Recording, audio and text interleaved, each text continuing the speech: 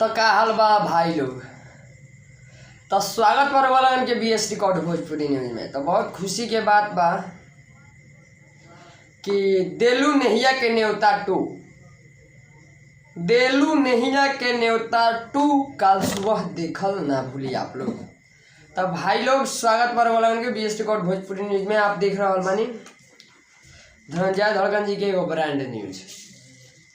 तो आज बात करे वाला मानी भाई लोग आप लोग के बीच में कि धनंजय धड़कन जी के कल सुबह एक ब्रांड लेवल के सॉन्ग के छोड़ल जा रहा बा, जौन की गाना गीत म्यूजिक जंक्शन के माध्यम से छोड़ल जाई।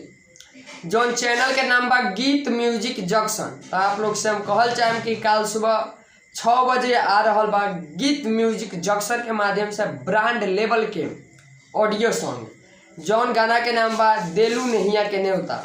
जौन गाना के गईले बाड़े धनंजय धड़कन जी, यानी हमनी के दिलों के धड़कन धनंजय धड़कन जी, और अपन यानी शिल्पी राज जी बाड़ी और साथ में प्रभा राज जी।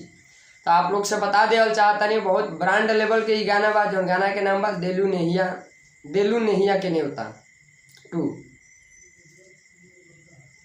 तो आप लोग से बतावल चाहें भाई लोग कि कल गीत म्यूजिक जंक्शन से ही गाना 6 बजे धनंजय धड़कन जी के ब्रांड लेवल के गाना आ रहा था। पोस्टर यहाँ दिखा था, आप लोग कमेंट बॉक्स में कमेंट करके जरूर बताई कि पोस्टर आप लोग के कैसा लागल था।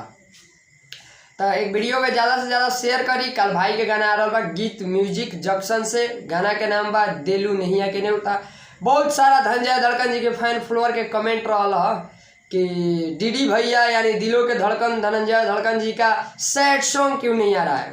तो फाइनली कल सुबह गीत म्यूजिक जंक्शन से आ रहा है देलू नहिया के न्योता 2।